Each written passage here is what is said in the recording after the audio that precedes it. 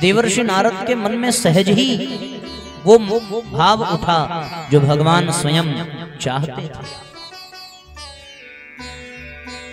और भगवान ने उनको बताया कि अब उनका प्रज्ञावतार के रूप में इस धरती पर अवतार होगा। तो प्रज्ञावतार के रूप में धरती पर अवतार होगा, तो वो धरती पर अवतार प्रज्ञावतार के रूप में 24वें अवतार के रूप में इस कलयुग में कहां हुआ, ये प्रश्न किया है। तो उन्होंने बताया कि एक बड़ा ही तपस्वी बालक उत्तर प्रदेश के आगरा जिले के आंवलखेड़ा गांव में जन्म लेकर के आया, जिसका नाम था बालक श्री राम। श्री राम नाम का ये बच्चा अत्यंत तपस्वी, अत्यंत प्रभावकारी व्यक्तित्व वाला और गायत्री का परम साधक बना आगे चल करके। उस बालक को भगवान ने माध्यम बनाया और उसकी चेतना में प्रज्ञावतार हुआ। फिर वही बालक आगे चल करके परम पूज्य गुरुदेव के रूप में, परम पूज्य पंडित श्री राम शर्मा आचार्य जी के रूप में, जो जगत विख्यात हुए, जिन्होंने मां गायत्री को जन जन तक पहुंचाया और घर घर यज्ञ कराया, यज्ञ और गायत्री को माध्यम बना करके, जिन्होंने सारे संसार में विचार क्रांति अभियान और युग निर्माण योजना के माध्यम से जन जन में, मनुष्य मात्र में देवत्व का जागरण और धरती पर स्वर्गीय अवतरण के निर्माण का बहुत ही महत्वपूर्ण कार्य किया। तो उस बालक को माध्यम बना करके भगवान प्रज्ञावतार लेकर के इस धरती पर अवतरित हुए। और प्रज्ञावतार लेने के पश्चात उन्होंने प्रज्ञा पुराण का सृजन किया, जिसकी चर्चा हम लोगों ने पिछले 2 दिनों में की है। उसी प्रज्ञा पुराण का संदेश लेकर के देवर्षि नारद घर घर जन जन तक जाते हैं और जन जन तक जाकर के वो प्रज्ञा पुराण के संदेश को सुनाते हैं। प्रज्ञा पुराण में क्या है? बोले प्रज्ञा पुराण में महाप्राज्ञस्य संपन्ना पिप्पलादस्य पंचमे तत्वावधाने पूर्वम तु प्रसंगास्तान् महामुने आद्ये प्रज्ञा पुराणस्य खंडे पूर्णं न्ययोजयत् प्रसंगस्यास्य वृत्तान्तां वरिष्ठैर्युग पुरुषैः। कि ऋषियों के मध्य होने वाले दिव्य संवाद को, जिसमें जन जन की प्रज्ञा को जगाया जा सके, जन जन में सद्बुद्धि की स्थापना की जा सके, क्योंकि सारे असुर, सारे राक्षस कहाँ घुस बैठे? मनुष्य के मन में, मनुष्य के विचारों में, और उसके नाते मनुष्य की बुद्धि दुर्बुद्धि में परिणत हो चुकी थी। तो उस दुर्बुद्धि का शमन करने के लिए, उसको मिटाने के लिए ऋषियों ने तप किया, और तप करके उन्होंने सद्बुद्धि प्रदान करने वाली माँ गायत्री को प्रसन्न किया। माँ गायत्री के सिद्धांतों और गायत्री मंत्र के आदर्शों को प्रज्ञा पुराण में समेटा गया, और प्रज्ञा पुराण उन ऋषियों के संवाद के रूप में उभर करके सामने आया। उसी प्रज्ञा पुराण के संदेश को लेकर के देवर्षि नारद ने जागृत आत्माओं को आवाज लगाई। और जैसे ही प्रज्ञा पुराण का गान किया, तो आप देखो जैसे मुर्गा बांग देने लगता है तो सोए हुए लोग जग जाते हैं। सूर्योदय हो जाए तो अपने आप लोगों का आलस्य चला जाता है। उसी प्रकार जब नारद जी ने प्रज्ञा पुराण के सूत्रों का गान किया, तो सारे लोग तो नहीं, पर वे लोग जो जागृत आत्माएं थी, जागृत आत्माओं का तात्पर्य क्या है? जागृत आत्माओं का तात्पर्य यह है कि जो सामान्य पुरुषों की अपेक्षा थोड़े उत्कृष्ट स्तर के थे, जिनमें लोभ, मोह, अहंकार, स्वार्थ, संकीर्णता, ये तो इसका अंश बहुत कम था। जो परमार्थ भाव से जीने वाले थे, जो अच्छी विचारधारा के लोग थे, जिनमें संवेदना प्रचुर मात्रा में भरी थी, ऐसे लोगों ने नारद जी की आवाज सुनी और प्रज्ञा पुराण के संदेश को सुना। वो चुप नहीं बैठ सके, उन्होंने अपने समस्त उत्तरदायित्वों को निभाने के साथ साथ भगवान के संदेश को सुना। अच्छा, भगवान का संदेश सुना, कैसे सुना?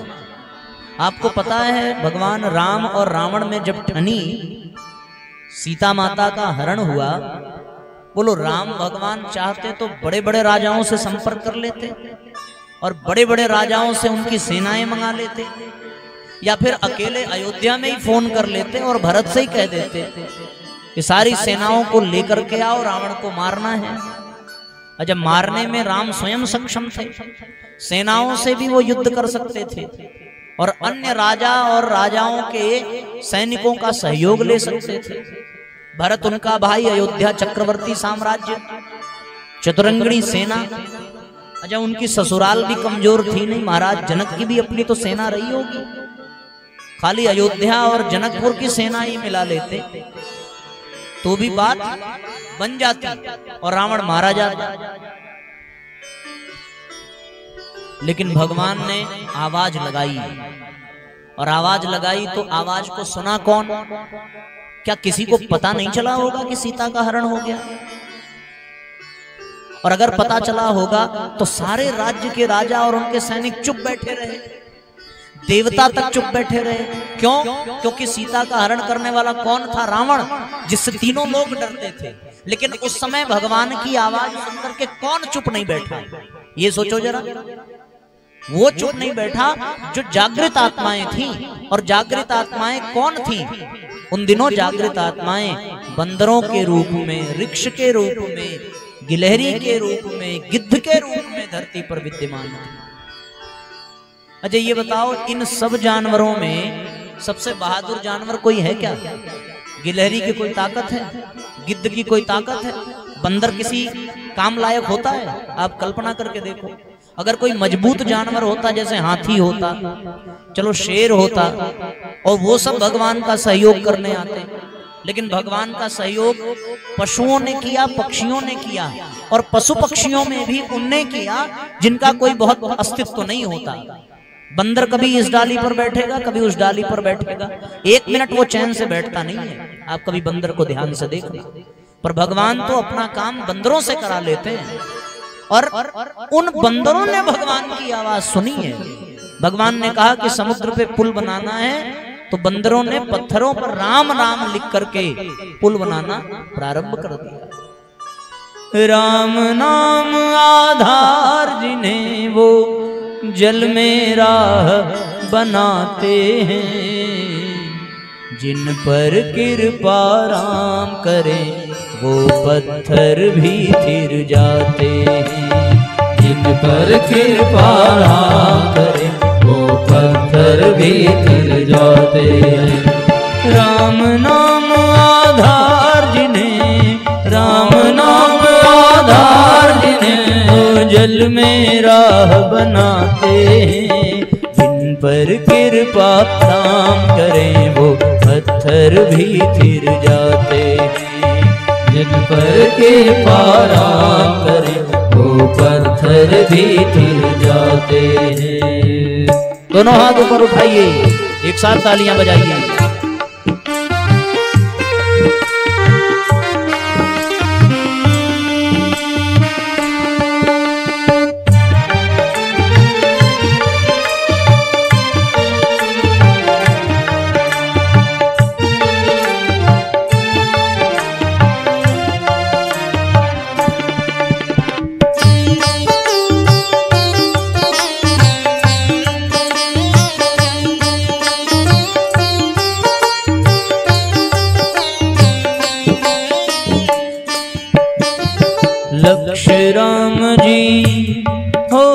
सिद्धि राम जी, लक्ष्य राम जी, सिद्धि राम जी।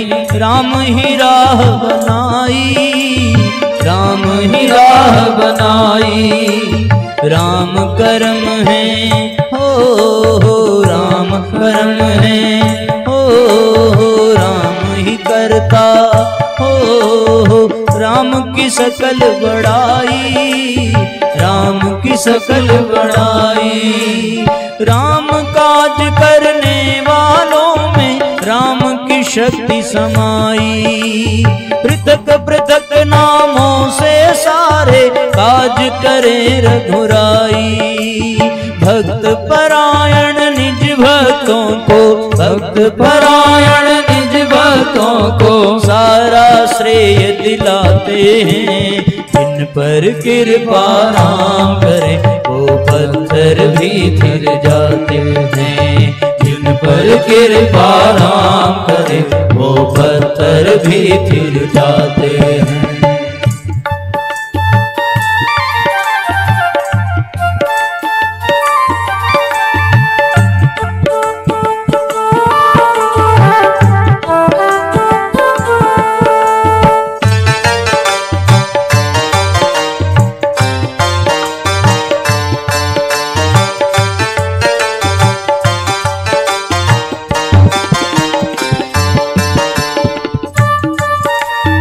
दोनों हाथ ऊपर उठाइए, एक साथ तालियां बजाइए।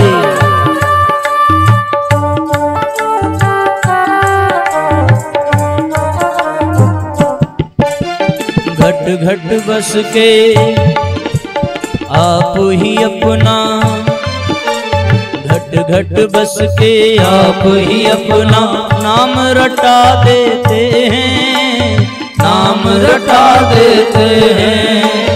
हर कारज में निज भक्तों का हाथ बटा देते हैं, हाथ बटा देते हैं। बाधाओं के सारे पत्थर राम हटा देते हैं। अपने ऊपर लेकर उनका भार घटा देते हैं।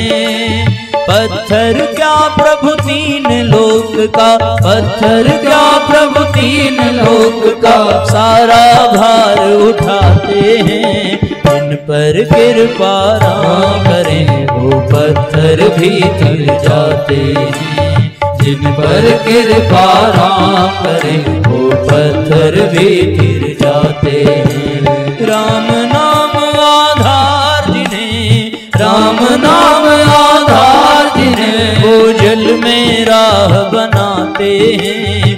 जिन पर कृपा राम करें वो पत्थर भी गिर जाते हैं। जिन पर कृपा राम करें वो पत्थर भी गिर जाते हैं। जिन पर कृपा राम करें वो पत्थर भी गिर जाते हैं।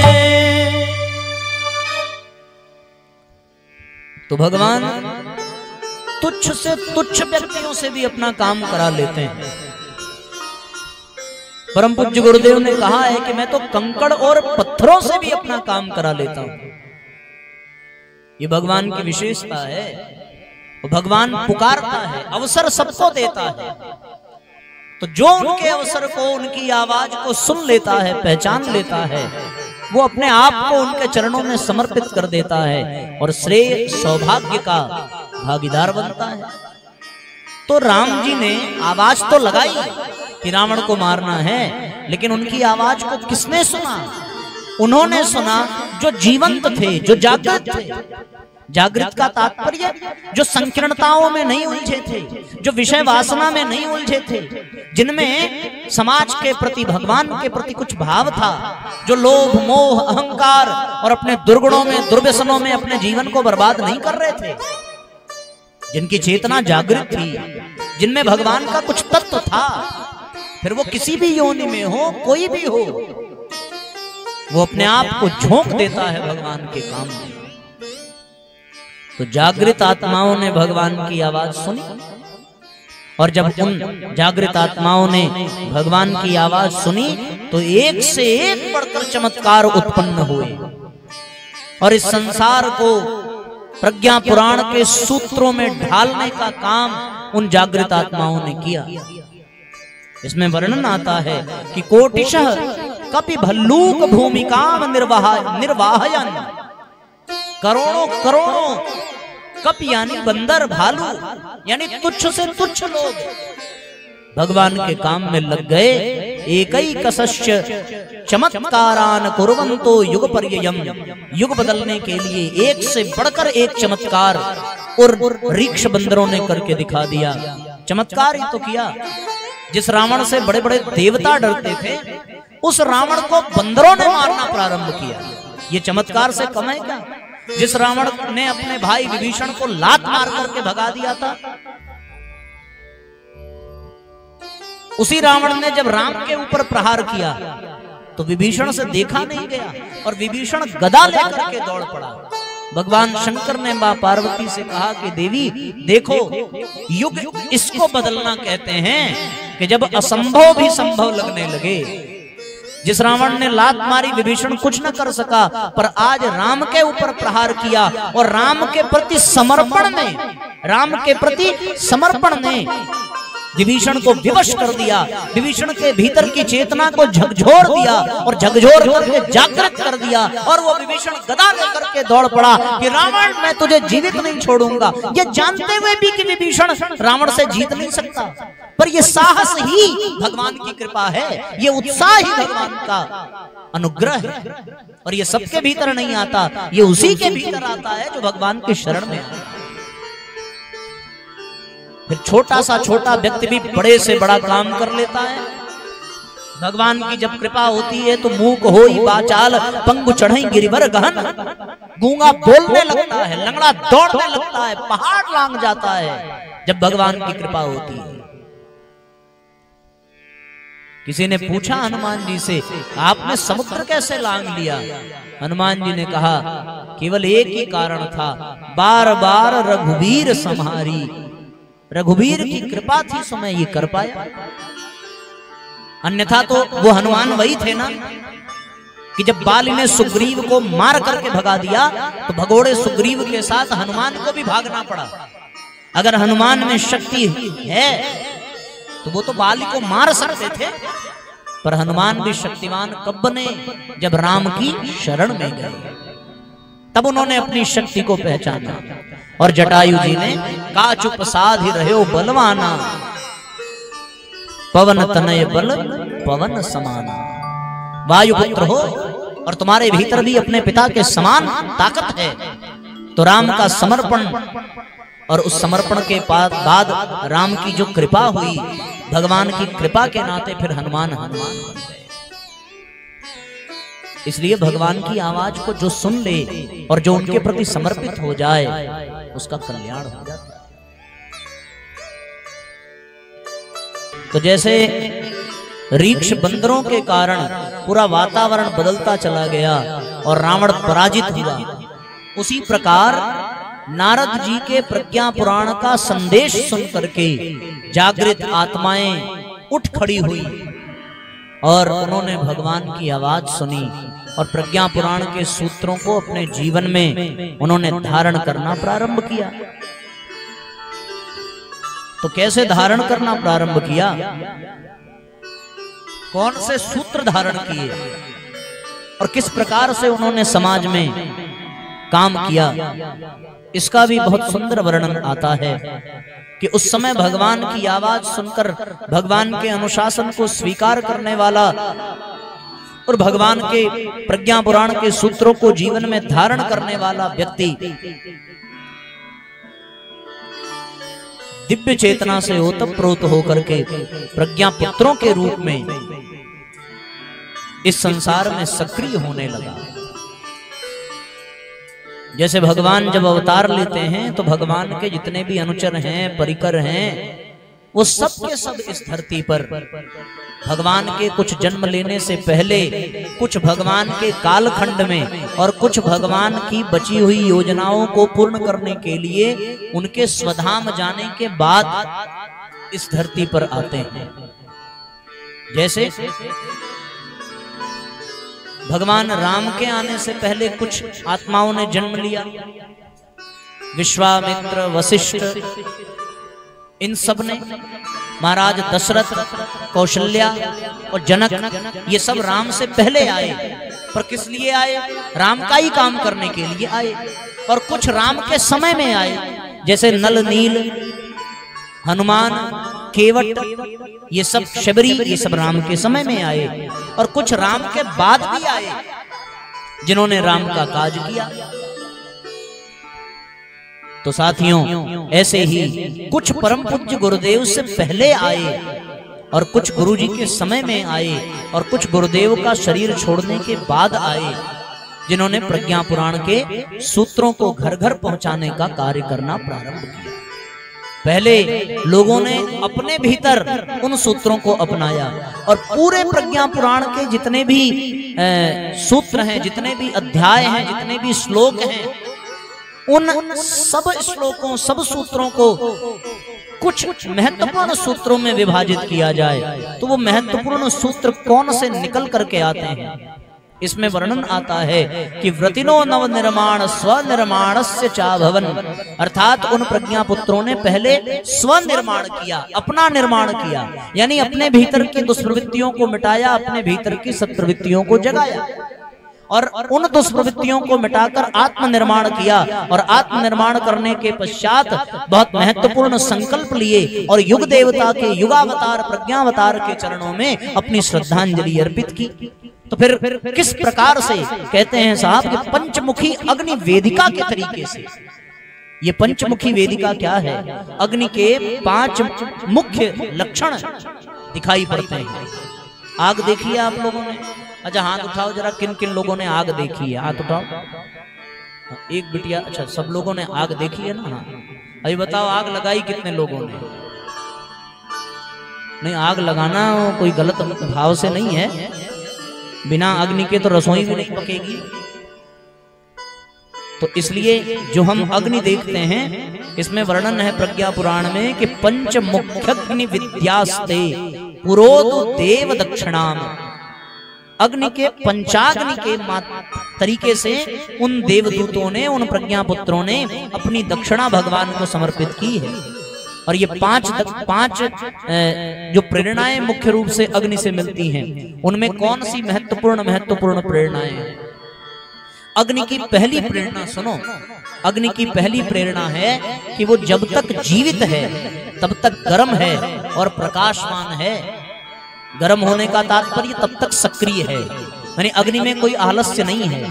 तो हमें भी अग्नि के तरीके से सदैव सक्रिय रहना चाहिए, सदैव तत्पर रहना चाहिए, सदैव उल्लसित होकर के अपने कर्तव्यों का निर्वहन करना चाहिए, आलस्य और प्रमाद में नहीं पड़ना चाहिए।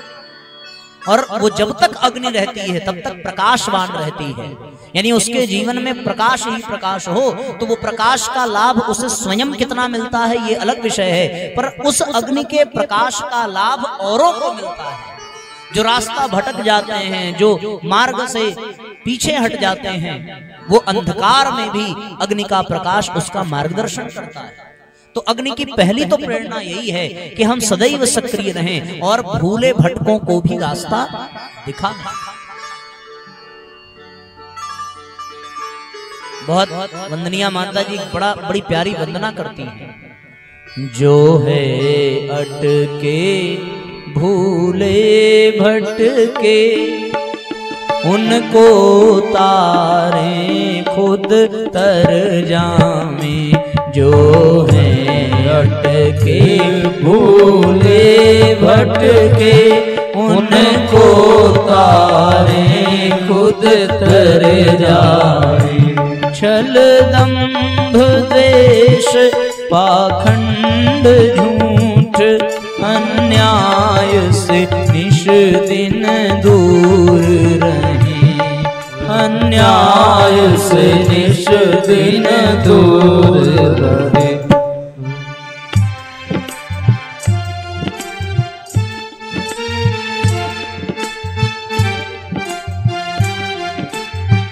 जो हैं अटके भूले भटके। अग्नि की पहली प्रेरणा क्या है कि जो रास्ता भटक गए हैं उनको रास्ता दिखाना। पर कौन दिखाएगा?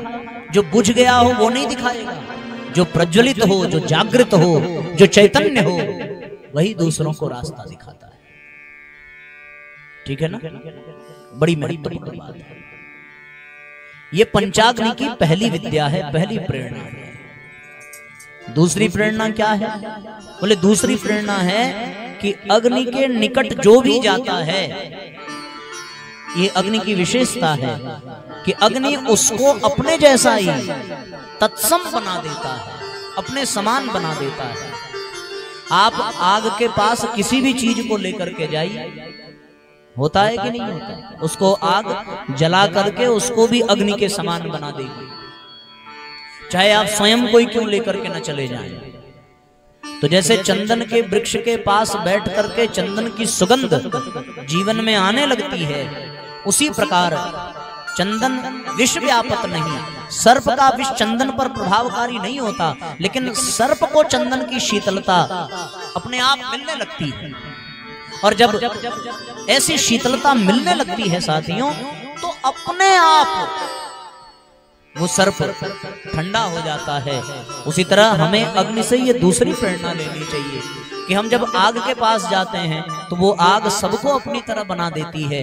इसी प्रकार हमारे पास जो आवे वो हमारी विद्या, हमारे ज्ञान, हमारी शक्ति, इन सब से इतना प्रभावित हो कि वो भी हमारे जैसा बनता चला जाए। ये अग्नि की दूसरी प्रेरणा है, बहुत महत्वपूर्ण प्रेरणा। इसलिए साथियों ये दूसरी विद्या अग्नि की। तीसरी शिक्षा पंचाग्नि विद्या में तीसरी शिक्षा कौन सी है कि अग्नि का मुख कभी नीचे की ओर नहीं होता। क्या आग को कभी आप नीचे की ओर ढकेल सकते हो? कितना भी नीचे आग को दबाओ, वो हमेशा जलेगी तो ऊपर की ओर ही उठेगी, ऊपर की ओर ही बढ़ेगी। इसलिए कितना भी कोई दबाव दे, कितना भी कोई दबाने का प्रयत्न करे, कितनी भी परिस्थितियां प्रतिकूल हो, मनुष्य को कभी नीचे की ओर नहीं वरन ऊपर की ओर ही उठते चले जाना चाहिए। ऊर्ध्वगामी बनना चाहिए, ऊपर की ओर उठते चले जाना चाहिए। ये पंचाग्नि विद्या की तीसरी शिक्षा है। अग्नि कभी नीचे, अग्नि को कोई झुका नहीं सकता। अग्नि हमेशा ऊपर की ओर उठती है और दूसरों को भी ऊपर की ओर ही उठने की शिक्षा, प्रेरणा अग्नि से प्राप्त होती है। इसलिए शास्त्रियों वेदों में अग्नि को पुरोहित कहा गया है, अग्नि को पुरोहित कहकर के पुकारा गया है। हम लोग उस अग्नि को प्रतिदिन देखते हैं, पर उससे प्रेरणा कौन ले सकता है? वही प्रेरणा ले सकता है जो जागृत हो। तो ये अग्नि की तीसरी प्रेरणा। अग्नि की चौथी प्रेरणा क्या है कि अग्नि को जो कुछ भी दिया जाए उसे अपने पास नहीं रखता, बल्कि जला करके पूरे वातावरण में फैला देता है। हम लोग सवेरे यज्ञ करते हैं, यज्ञ कुंड में आप जो आहुतियां देते हैं, हवन सामग्री की आहुतियां, घी की, मिष्ठान की, तो क्या वो अग्नि उन आहुतियों को अपने पास रखता है? कभी नहीं रखता। अग्नि देवता तुरंत उसको भस्मीभूत करके पूरे ब्रह्मांड में फैला देते हैं और समूचे वातावरण के एक एक कण को, उस तत्व को प्रदान कर देते हैं। ये अग्नि की विशेषता है। ये चौथी शिक्षा है कि हमारे पास भगवान ने जो दिया है उसे हम केवल अपने लिए ही प्रयोग न करें, बल्कि उस ज्ञान को, उस प्रतिभा को, उस बुद्धि को जन जन तक पहुंचाने का भी प्रयास करें, जन जन तक पहुंचाने का भी पुरुषार्थ करें। आप लोगों ने ये पुरुषार्थ किया है। कथा के पहले दिन बहुत कम संख्या थी, दूसरे दिन थोड़ी और बढ़ी और आज थोड़ी और संख्या बढ़ी है। तो ये तभी बढ़ी है ना जब आप लोगों ने जाकर के लोगों को बताया होगा। एक बार आप लोग अपने लिए जोरदार तालियां बजाओ। अग्नि का चौथा गुण आपके भीतर धीरे धीरे आ रहा है। आप लोगों ने बड़ी मेहनत करके इतने लोगों को सूचना दी है, तो आपको ये कथा का लाभ मिल रहा है, तो जन जन को ये कथा का लाभ मिले। ये अग्नि की प्रेरणा है साथियों। और अग्नि की पांचवी प्रेरणा क्या है? पंचाग्नि की पांचवी विद्या क्या है? पांचवी विद्या है कि अग्नि सबको भस्मीभूत करके ये स्मरण दिला देती है कि एक न एक दिन हमारा ये जीवन भी भस्म बन जाएगा। हम भी मृत्यु को प्राप्त हो जाएंगे, मृत्यु के लिए समर्पित हो जाएंगे। ये अग्नि की 5वीं शिक्षा है। ये शरीर जल करके मिट जाएगा, ये टिका नहीं रह सकता। सज धज कर जिस दिन मौत की सहजादी आएगी, न सोना काम आएगा न चांदी आएगी। सबको भस्म होकर के चले जाना है। इन पंचाग्नि की 5 विद्याओं के समान जागृत आत्माओं ने भगवान के चरणों में समर्पित कर दिया प्रज्ञा पुराण के सूत्रों को सुन करके। और उसके बाद उन्होंने क्या किया आत्मनिर्माण के लिए? आत्मनिर्माण के लिए साथियों, स्वाध्यायस्य व्रतम सर्वे संयमस्यापि तद्दृढ़म् परिवारम स्वम स्वमेवाथ पंचशील प्रवृत्तिभिः। कौन से गुण अपनाए और किन गुणों के माध्यम से उन्होंने अपने जीवन का कल्याण किया, आत्मनिर्माण किया। और वो आत्मनिर्माण करके फिर प्रज्ञा पुराण के संदेश को घर घर तक पहुंचाया। तो आत्मनिर्माण में कौन कौन सा सूत्र जिसका वर्णन यहाँ दिया गया है कि आत्मनिर्मते गृहणन। पहला साधना सेवयोस तथा, तो साधना और सेवा 2 हो गए। तीसरा स्वाध्यायस्य व्रतम, तीसरा स्वाध्याय। सर्वे संयमस्यापि तद्दृढ़म्, चौथा क्या है? संयम। कौन कौन से सूत्र बताए? चलो उंगलियों पर गिनो, अभी पूछेंगे हम। पहला साधना, दूसरा सेवा, तीसरा स्वाध्याय और चौथा संयम। इन 4 सूत्रों को उन जागृत आत्माओं ने अपने जीवन में धारण किया। और इन 4 सूत्रों को जीवन में धारण करके उन्होंने भगवान की आवाज को सुना और भगवान की आवाज सुनकर के अपना निर्माण किया। क्योंकि दूसरों का निर्माण करने से पहले अपना निर्माण करना पड़ता है। दूसरे के परिवार को ठीक करने से पहले अपने परिवार को ठीक करना पड़ता है। दूसरे को ज्ञान देने से पहले उस ज्ञान को अपने जीवन में उतारना पड़ता है। तभी आपकी बात का प्रभाव होगा, तभी आपके आचरण का प्रभाव होगा। आप स्वयं अपने जीवन में साधना, स्वाध्याय, संयम, सेवा को न उतारें और केवल दूसरों को ही साधना की शिक्षा दें, सेवा करने की प्रेरणा दें, तो कोई मानेगा?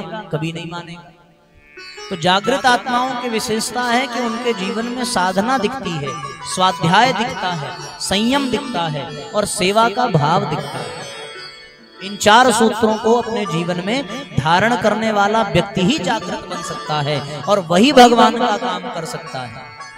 इन ऋक्ष बंदरों के जीवन में साधना थी, संयम था, सेवा थी और भगवान के प्रति समर्पण था। स्वाध्याय का तात्पर्य आत्मा अनुशासन, भगवान के अनुशासन के प्रति समर्पण था उनके जीवन में। तभी तो वो भगवान की आवाज सुन पाए, तभी तो वो भगवान की आवाज सुन करके उनके काम में अपने को लगा पाए। यदि उनके जीवन में संयम न होता तो क्या वो सुग्रीव आदि बंदर 6-6 महीने परिवार से दूर रह पाते? और वो तो रावण से युद्ध करने जा रहे थे, तो ये मान करके घर से चले थे कि अब शायद ही वो घर लौट करके आवे। युद्ध में क्या होगा कौन जानता है। तो यदि उनके जीवन में इंद्रिय संयम न होता, उनके जीवन में काम, क्रोध, लोभ पर नियंत्रण न होता, तो वो अपने आप को भगवान के काम में कभी झोंक न पाते। तो वो प्रज्ञावतार के काम में वही लग पाएगा जो अपने जीवन में साधना, स्वाध्याय, संयम और सेवा को सीख पाएगा। क्योंकि सबसे पहले अपने आप को बदलना पड़ता है, उसके बाद हम समाज में परिवर्तन ला सकते हैं।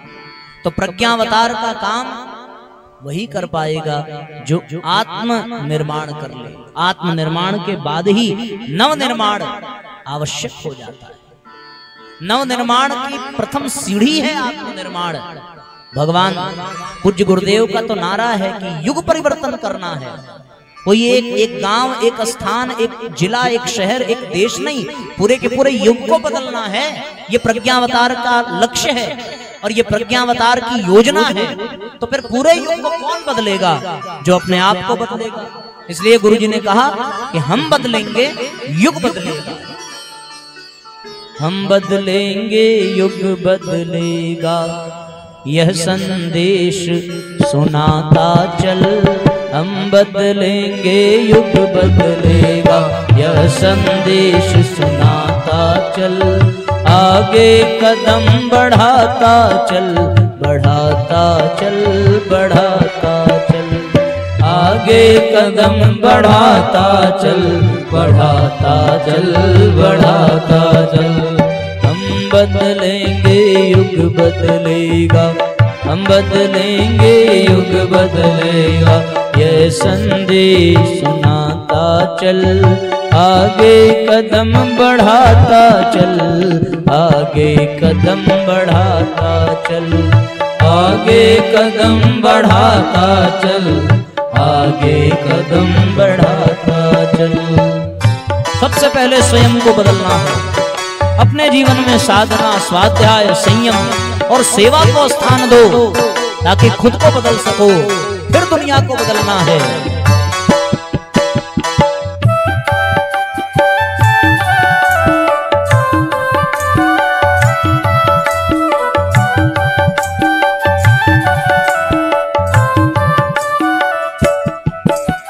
अंधकार का वक्ष चीर कर फूटे नव प्रकाश निर्झर। अंधकार का वक्ष चीर कर फूटे नव प्रकाश का निर्झर। प्राण प्राण में गूंजे शाश्वत सामगान का नूतन स्वर। प्राण प्राण में गूंजे शाश्वत सामगान का नूतन स्वर।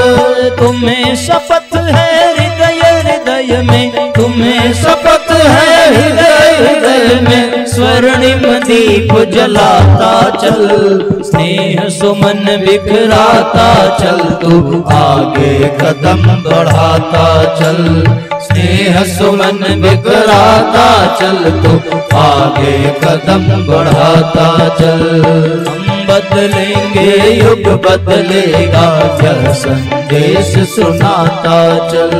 हम बदलेंगे युग बदलेगा, यह संदेश सुनाता चल।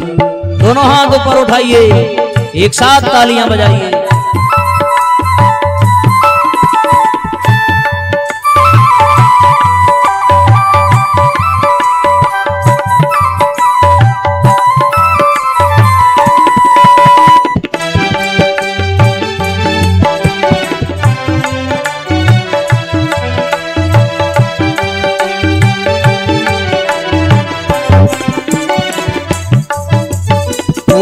दिशा में नूतन युग का हुआ प्रभा में सूर्य उदय। पूर्व दिशा में नूतन युग, पूर्व दिशा यानी भारत देश में सूर्य उदय। देवदूत आया धरती पर लेकर सुधा पात्र अक्षय। देवदूत आया धरती पर लेकर सुधा पात्र अक्षय। भर ले सुधा पात्र तू अपना, भर ले सुधा पात्र तू अपना।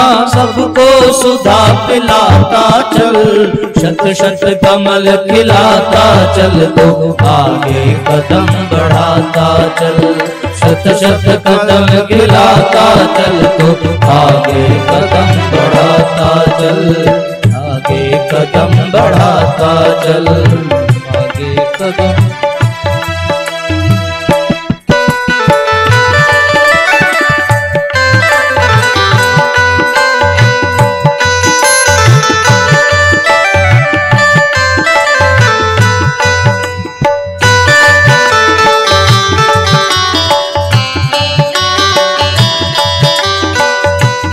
पूर्वक तालियां बजाइए, दोनों हाथ ऊपर उठा करके।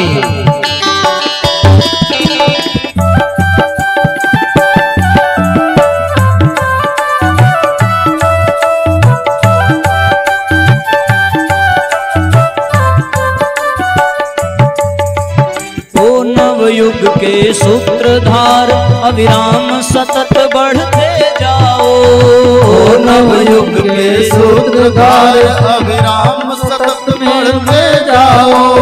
हिमगिरी के ऊंचे शिखरों पर स्वर्णिम के तन फहराओ। हिमगिरि के ऊंचे शिखरों पर स्वर्णिम के तन फहराओ। मंजिल तुझे अवश्य मिलेगी, मंजिल तुझे अवश्य मिलेगी। गीत विजय के गाता चल, नव चेतना जगाता चल तो आगे कदम बढ़ाता चल। नव चेतना जगाता चल तो आगे कदम बढ़ाता चल। हम बदलेंगे युग बदलेगा, यह संदेश सुनाता चल। हम बदलेंगे युग बदलेगा, यह संदेश सुनाता चल। हम बदलेंगे युग बदलेगा, हम बदलेंगे युग बदलेगा। हम सुधरेंगे युग सुधरेगा। हम सुधरेंगे युग सुधरेगा। हम बदलेंगे युग बदलेगा, यह संदेश सुनाता चल। आगे कदम बढ़ाता चल, बढ़ाता चल, बढ़ाता चल। आगे कदम बढ़ाता चल, बढ़ाता चल, बढ़ाता चल।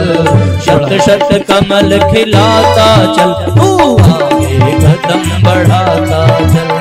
आगे कदम बढ़ाता चल तो बढ़ाता चल, बढ़ाता चल। तो जिन्होंने भगवान की आवाज सुनी ना, उन्होंने अपने जीवन को साधना में, स्वाध्याय में, संयम में और सेवा में लगा दिया। साधना कर करके वो सब साधक बने, स्वाध्याय कर करके सब ज्ञानी बने, संयम अपना करके सब दीर्घजीवी बने और सेवा करके सब संसार में लोकप्रियता को प्राप्त करते चले गए। जो सेवक होगा वही भगवान का काम कर सकेगा, जो साधक होगा वही भगवान का काम कर सकेगा, जो संयमी होगा वही भगवान की आवाज को सुन सकेगा, और साथियों जो स्वाध्यायशील होगा वही भगवान के पदचिन्हों पर, उनके अनुशासन पर चल सकेगा। तो जागृत आत्माओं ने इन चारों सूत्रों को अपने जीवन में धारण किया और फिर आत्मनिर्माण, व्यक्ति निर्माण, परिवार निर्माण, समाज निर्माण की ऐसी श्रृंखला चल पड़ी जो रुकी नहीं। बिल्कुल उसी अग्नि के तरीके से जिस अग्नि ने पंचाग्नि विद्या की प्रेरणा दी, उस अग्नि के भांति ही समस्त प्रज्ञा पुत्रों की प्रखरता से सत्प्रवृत्तियां बढ़ती चली गईं और दुष्प्रवृत्तियों के शेष रहने का कोई अवसर नहीं आया। युग सृजेताओं ने समय दान किया, अंशदान दिया और उदारता अपनाई और उस अद्भुत सामर्थ्य को जन्म दिया जिस शक्ति के सहारे अंधकार मिटा, देव तत्वों को बल मिला और असुरता निरस्त होती चली। कल आप लोगों ने सुना था ना कि किस प्रकार से असुरों ने सबकी बुद्धि में जगह बना ली थी। तो जब असुरों ने बुद्धि में जगह बनाई तो नारद जी ने पूछा था कि प्रभु प्रज्ञावतार होगा तो फिर क्या करेंगे आप, कैसे उनका कल्याण होगा?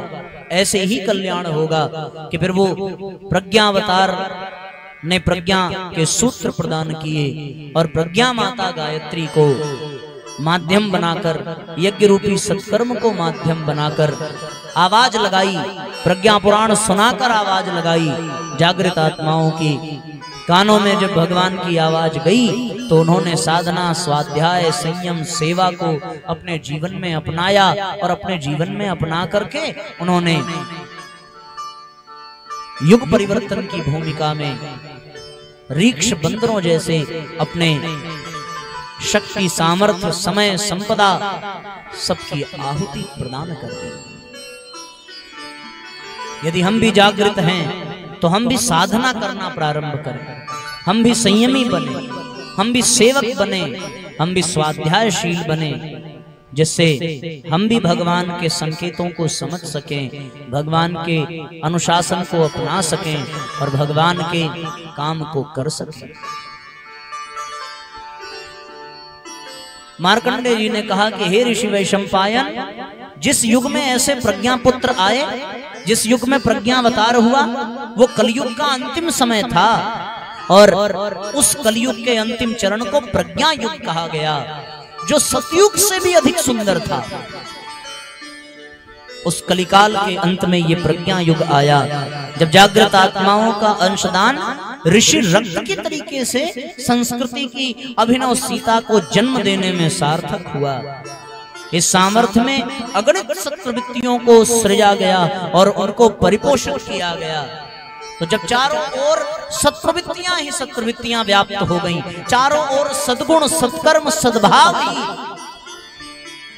व्याप्त हो गया, तो फिर भगवान का दैवीय अनुग्रह की मंगलमय वर्षा इस धरती पर होने लगी। सब आत्मनिर्माण युग निर्माण में लग गए और जिन जिन लोगों ने अग्नि की साक्षी में, यज्ञ की साक्षी में, प्रज्ञा पुराण की साक्षी में आत्मनिर्माण और युग निर्माण का संकल्प लिया, उन सब आत्माओं का कल्याण उन रीक्ष बंदरों, गिद्ध, गिलहरी, ग्वाल, पांडवों के समान होता चला गया। वो श्रेय, सुख, सौभाग्य के अधिकारी बने और मानवता में उन्होंने एक नया आदर्श स्थापित किया।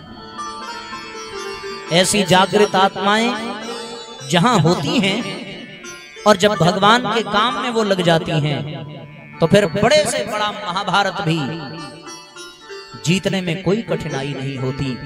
यत्रार्जुन इवास्तेव कर्मवीरस्तथा च सः सूत्र संचालकोप्यत्र भगवान इव भासते तत्रा साफल्य हेतुर्न कश्चिदस्ति मनागपि प्रसंगेऽस्मिन् महालाभस्तैर्नरैः प्राप्यते भृशम्। अर्थात भगवान के संदेश को सुनकर जो भगवान के काम में लग जाए, और जब अर्जुन हो और कृष्ण हो, तो फिर उस युद्ध को विजय दिलाने में कौन बाधक बन सकता है। यत्र पार्थो धनुर्धर यत्र योगेश्वरो कृष्ण तत्र श्री विजया भूतिर ध्रुवा नीतिर्मतिर्मम। फिर तो जीत निश्चित हो जाती है। क्यों? क्योंकि अर्जुन संयमी था, अर्जुन स्वाध्यायी था, अर्जुन सेवक था और साथियों अर्जुन साधक था। उसने साधना, संयम, सेवा और स्वाध्याय को जीवन में धारण किया, तभी वो कृष्ण के सूत्रों को जीवन में धारण कर सका। और कृष्ण के सूत्रों को जीवन में धारण करके वो कृष्ण के अनुशासन पर चला और महाभारत के युद्ध का विजेता बना। महाभारत के विजयी होने का श्रेय, सौभाग्य अर्जुन को प्राप्त हुआ। आगे कहते हैं मार्कंडेय ऋषि कि दिनम नहि सुदूरम तत् यत्र काल विपर्ययः चिंतनम स्यात् चरित्रम च नराणाम परिवर्तितम उत्कृष्टता सुसंस्कारैः संस्कृतास्ते नरा ध्रुवम विमुखाश्च निकृष्टवात् स्वार्थ संकीर्णता ग्लपेत। अर्थात वो दिन दूर नहीं जब समय बदल जाएगा, मनुष्यों के चिंतन, चरित्र में भारी हेरफेर उत्पन्न होगा। वो निकृष्टता से विमुख होकर उत्कृष्टता के ढांचे में ढलेंगे, संकीर्ण स्वार्थपरता घटेगी, सत्प्रवृत्तियां अनायास बढ़ती चली जाएंगी, उदार सहयोग चारों ओर हर्ष उल्लास के साथ बरसने लगेगा। अगले दिनों न कहीं अपराध रह जाएगा, न कोई विग्रह रह जाएगा, सीमित साधनों में भी प्रसन्नता होगी तथा असीम सुख शांति उपलब्ध होगी। स्वर्गीय दृश्य सर्वत्र दृष्टिगोचर होगा, विषमता मिटेगी, एक भाषा, एक राष्ट्र, एक संप्रदाय होगा और वो भाषा होगी मानवता की, वो राष्ट्र होगा मानवता का, वो धर्म होगा मानवता का, वो संप्रदाय होगा केवल और केवल मानवता का। समस्त मनुष्य एक राष्ट्र बनकर के रहेंगे, चारों ओर स्वर्गीय वातावरण होगा। प्रज्ञा युग को भूतकाल के सतयुग से भी अधिक श्रेष्ठ समझा जाएगा। प्रज्ञा युगो भूत कालात् श्रेष्ठः सत्य युगादपि ज्ञास्यते श्रेय आधास्यन ब्रजिष्यति वरिष्ठताम। अर्थात प्रज्ञा युग को भूतकाल के सतयुग से भी अधिक श्रेष्ठ समझा जाएगा, इसे ही वरिष्ठता का श्रेय प्राप्त होगा। ये समय साथियों बहुत विशेष है, बहुत महत्वपूर्ण है। इसमें भगवान प्रज्ञावतार लेकर के अपनी बड़ी महत्वपूर्ण युग निर्माण योजना का संचालन कर रहे हैं, और ये संचालन ऋषियों के द्वारा, महाकाल के द्वारा हो रहा है। इसमें हमें अपने आप को लगा देना चाहिए, और मैं बार बार कह रहा हूं, लगाने के लिए क्या करना पड़ेगा? साधना करनी पड़ेगी, सेवा करनी पड़ेगी, स्वाध्याय करना पड़ेगा, जीवन में संयम को धारण करना पड़ेगा। तो ही साथियों हम अपने जीवन को धन्य बना पाएंगे और भगवान के प्रज्ञावतार में महान आत्माओं के तरीके से सहयोग दे पाएंगे। तो इसके लिए ना